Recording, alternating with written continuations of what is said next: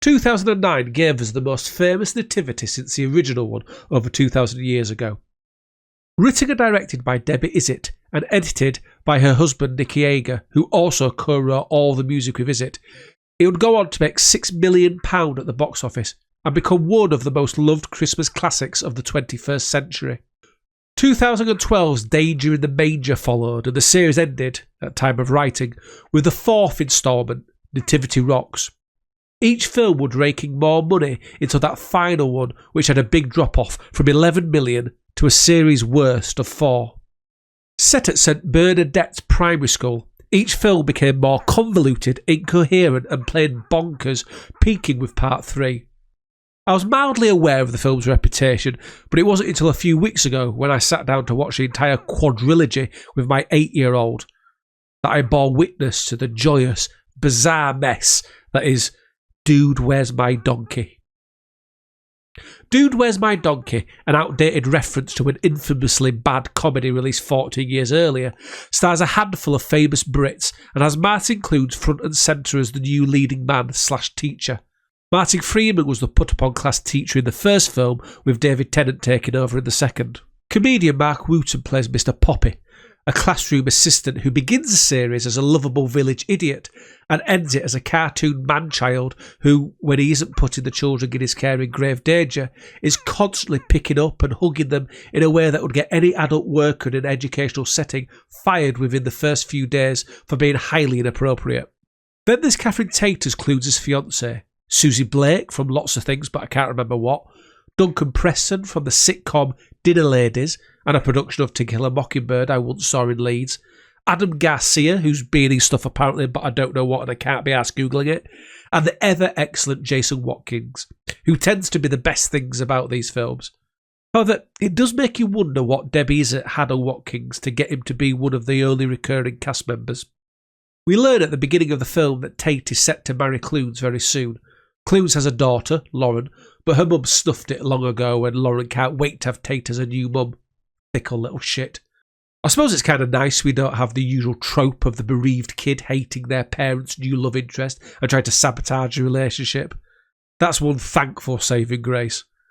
Tate was engaged to Garcia's character, Bradley Finch, but called it off before meeting Clunes, because any woman would choose the cover of Mad magazine over a tan, stubbled Lothario. Finch is described as a flash mob guru, whatever that is. We don't know anything else about his professional background, just that he's dead good at flash mobs. On the off chance you don't know what a flash mob is, it's when a group of lovies do a heavily rehearsed impromptu performance in a public space.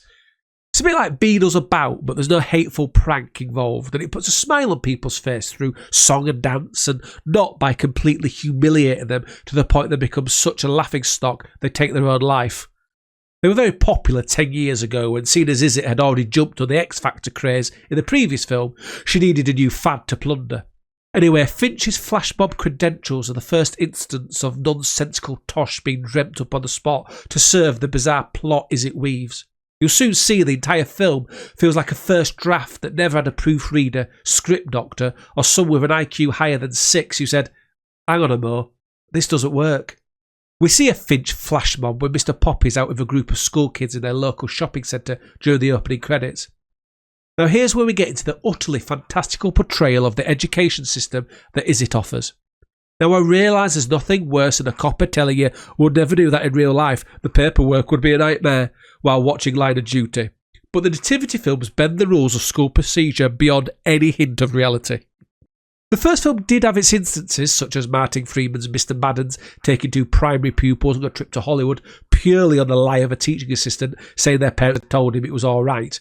And I suppose Nativity 3 never gets as health and safety defined as number 2, when several children, a baby and a donkey are lowered down a 300-foot cliff face on a rope, but the film constantly demands you suspend disbelief to the point of disbelief.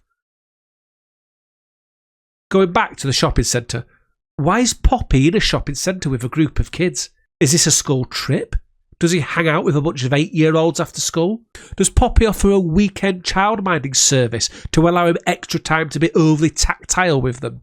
It's here they hear about the flash mob competition, which will take place in London and see the winner go to New York. Poppy goes to tell this to his boss and auntie, Pam Ferris, who's very wisely jumped the sinking nativity ship after the last two, but finds a new head teacher, Celia Imrie. Poppy proceeds to be utterly disrespectful to her and somehow doesn't get sacked on the spot, or at least not straight away.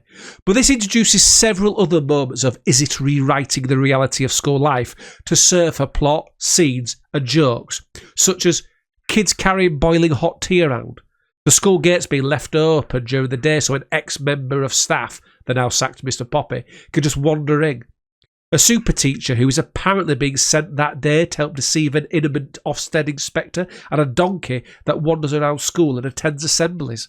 Okay, it's a comedy, I know, and the script does justify some of this by pointing out the school is considered a failing one, but the first film was mostly grounded.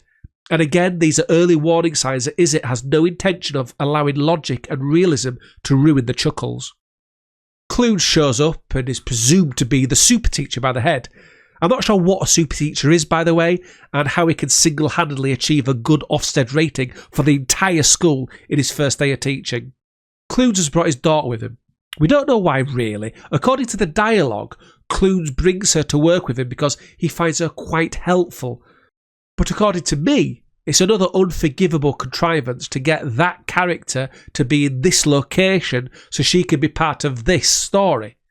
We are barely into the film, and already Is It can't be asked to come up with a slightly more believable explanation. Like, Lawrence's school isn't a training day, he can't get childcare, so had no other option. It's another early taunt that Is It is insultingly lazy or magnificently carefree.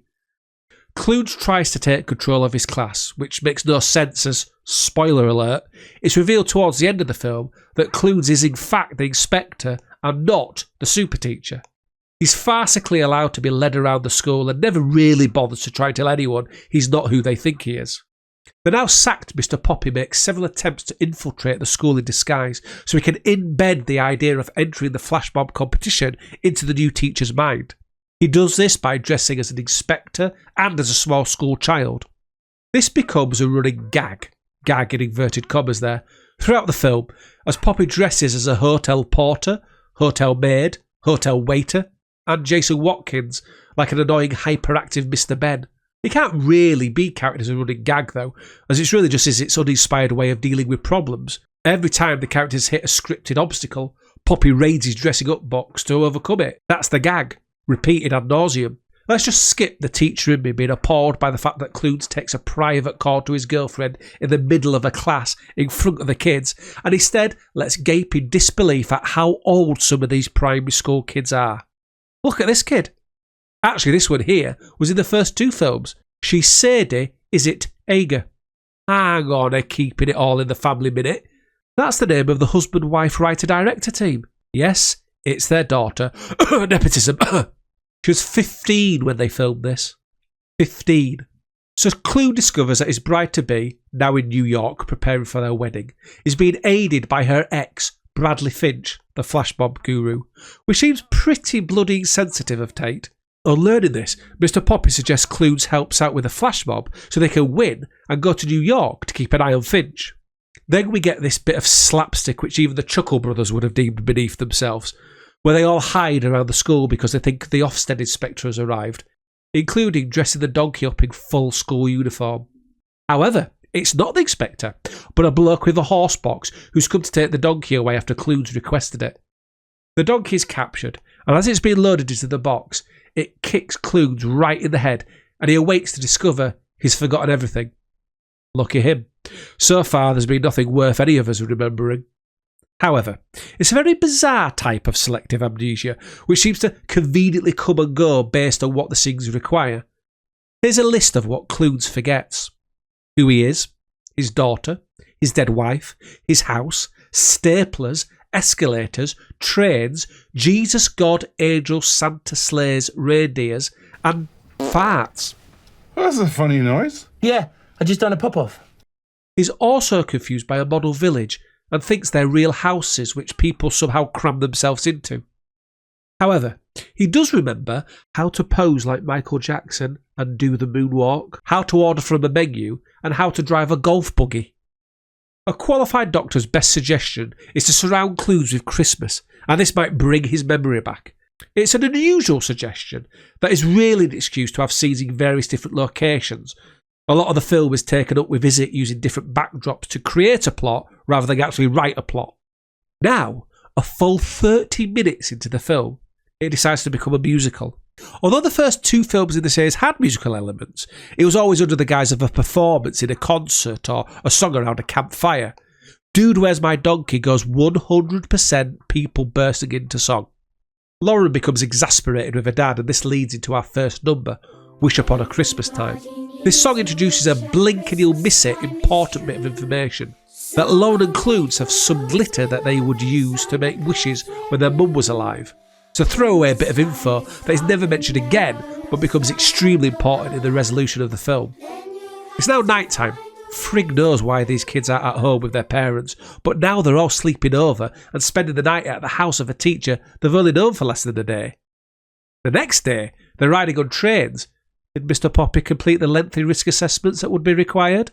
And visiting a model village of the area where Clunes grew up. And so begins a 15-minute sequence of plotless madcap mayhem that jumps from scene to scene with ideas Is It has vomited into Microsoft Word, but don't drive the plot on or explore the characters. We get a musical first, a song and dance number on a cold grey day at a model village. Clunes is rowed out to the middle of a lake to be then pushed in. They go to a fun fair because Clunes liked fun fairs as a boy. Again, it's just a fun backdrop for Is It to waste a few minutes of celluloid on. And they get into a fight with some street-talking elves at Santa's Grotto. This involves a high-octane chase on golf carts, all filmed handheld documentary style, which makes it all the more surreal. Now they travel to London to take part in the flash mob competition. It's dark out, they're walking around with a dozen kids, and I still don't know what their parents have been told or how the hell they've managed to orchestrate this.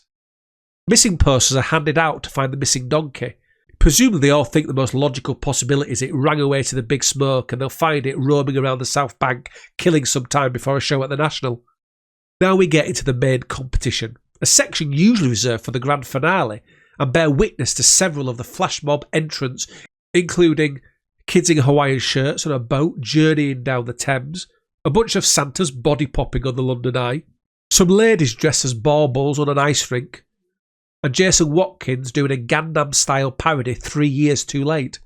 Finally, the St. Bernadette's crew take to the floor with a performance that probably isn't as good as the others, but we're supposed to like it because it's quite sweet and saccharine. I'm not sure where the costumes came from, as they never had any luggage, but the biggest WTF moment is that the rest of the class are at school watching them live over the internet, despite the fact it's at least early evening in London. Anyway, the little treasures don't win, as Watkins' school, Oakwell Hall, pip them to the post with their Gundam rip-off. Never fear though, because Mr. Poppy has a plan to steal their plane tickets by distracting them at the airport with a song and dance routine which features at least one child who wasn't with them earlier. Although this isn't much of a feat, considering that in their London flash mob performance, their group of 12 at least quadrupled. Before we know it, they're all in New York, and I'm presuming after 2 nights away from their home, their parents are going out of their mind with worry as to where they are. Maybe I'm being harsh here. It's understandable that Is It wouldn't want multiple boring scenes of Poppy ringing around a dozen sets of parents saying, "Can we have permission to take your children to a model village to jumpstart the memory of a teacher we've just met?" "Oh, hi, Mr. Poppy here. Just want to extend the day trip out so we can see London tourist attractions at night." "Yeah, Mr. Poppy again. Just wondering if we can now take your pre-teens to New York so they can ensure the ugly one from Men Behaving Badly gets married to the gobby one from Doctor Who." At the New York hotel, we meet Tate's family, the previously mentioned Blake and Preston, as well as a worryingly ill and pasty-looking Ralph Little. The next plot contrivance to kill the time is to get Tate to kiss Clunes with the desired result of it resurrecting his memory. As this is his wife-to-be, the best plan would to probably just have a chat and then kiss her. But of course, that wouldn't be funny. It's never really explained, but our heroes seem to think they can't tell Tate that Clunes' memory is gone. And they have to get her to love him again, even though there's been no evidence whatsoever that she doesn't.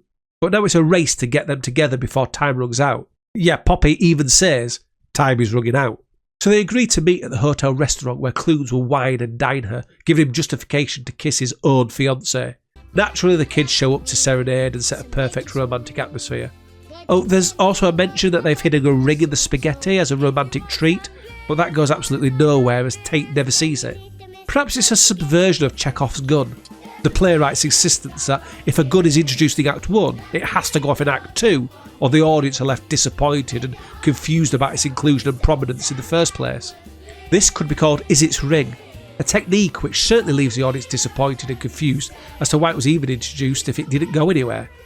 Because the film's runtime needs to be extended, the kiss doesn't work. It does nothing to bring back Clunes' memory, and he tells Tate he felt nothing from her lips on his. All sad and depressed, Clunes mopes around in the street and is joined by Poppy, who points out he's left the kids asleep unattended in some of the best child caring since Jerry and Kate McCann's 2007 holiday to the Algarve. The pair of essentially child kidnappers decide to give it one last shot and beg Tate to meet him again at another restaurant. She agrees, but for plot contrivance reasons says if he's even 1 second late, she'll take that as a sign he no longer loves her. I'm not sure why she puts this stipulation on, as unreliability or tardiness have never been an issue in their relationship. Back at St Bernadette's, the super teacher arrives, revealing the huge twist that Clunes was actually the Ofsted inspector all along. Now, if you take a second to digest this, what power does this twist actually have? How does Clunes being the inspector and not the super teacher actually affect the plot or characters in any way? Poppy jumps on Skype to update the kids back in the UK.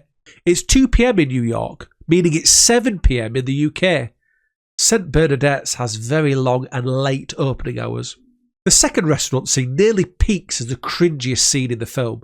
At precisely 1 second after 2 PM, Tate's family erupt into song, urging to dump Clunes and marry Finch instead. You have to admire Izzet's insistence on using the actors' own singing voices, rather than redubbing them with a polished West End superstar or turning the auto-tune to 11. But this is the result. Though the sun isn't shining, there is still a way out. Someone who knows you and wants to propose to you, and he doesn't have any doubt. Tate flees the restaurant and bumps into Clunes back at the hotel, where he tells her he wants her to marry Finch and take his daughter Lauren. His memory loss means he can't be a good husband or father, so giving up his daughter is the best option. Tate goes all out in a bid to win an Oscar, and it's hard to know whether to respect her for showing what a canny dramatic actress she is, something that by now we all know anyway, or whether it's laughable she's treating Dude Where's My Donkey as high drama. The heartbreak is doubled up with an exchange on the hotel stairs, where Clunes tells his daughter he can't be her dad. God, these kid actors are good. One of Izzet's strengths is casting non-stage school kids in these roles, which makes the emotional scenes real and touching. Skip back to a much earlier scene. Look at that kid. He's genuinely crying because Mr. Poppy is being sacked. Now, before I praise this film too much, let's find something else to slag it off for. Well, there's this bizarre transition. No time has passed here. It's still the same night. So what's the change of clothes signify? It changed from a blue dressing heels to a red dressing heels. Is it to symbolise her change of heart from resisting to agreeing to marry Finch? That seems far too well thought out for a film that can't even remember what time of day kids attend school. Or there's this. The big moment Clunes gets his memory back. On the advice of the hotel manager, Clune goes wandering through Manhattan, in the hope the magical city will help him find what he needs. Eventually he stops in front of Macy's department store and a big light-up sign reading, Believe. He remembers about the magical fairy dust his daughter mentioned at the beginning of the film. I told you it would be important later.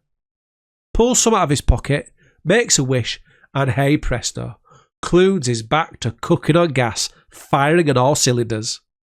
Yes, the kiss of his one true love, his daughter's distraught tears, none of that worked. But a bag of glitter and the Big Apple brings it all flooding back. It's ridiculous, but here he is, reunited with his daughter. And I'm sobbing, because he loves her so much and he forgot about her.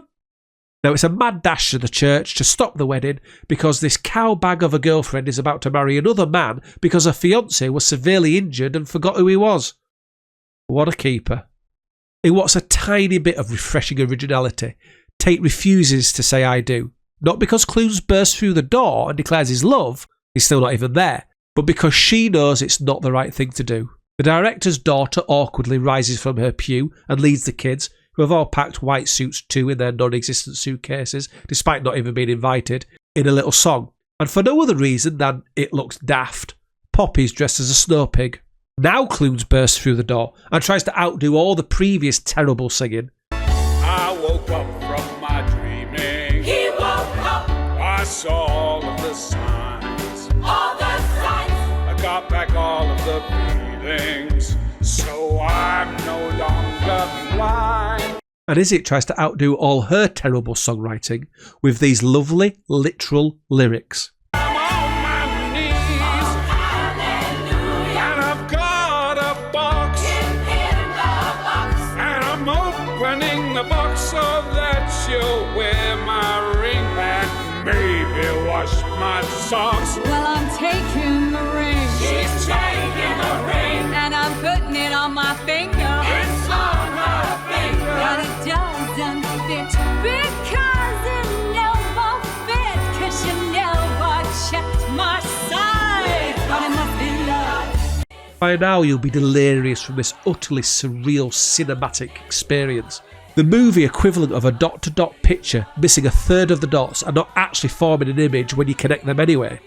But is it done with you yet? Oh no. Thought you were safe. That you were eventually coming down from this drug-fueled trip. Think again. The friggin' AWOL donkey strolling through the door, having somehow escaped its rescuer, hopped on a plane to the USA and located the school kids at the church and leads into a stagey curtain call finale at the top of the Empire State. Surrounded by the entire cast, it does this.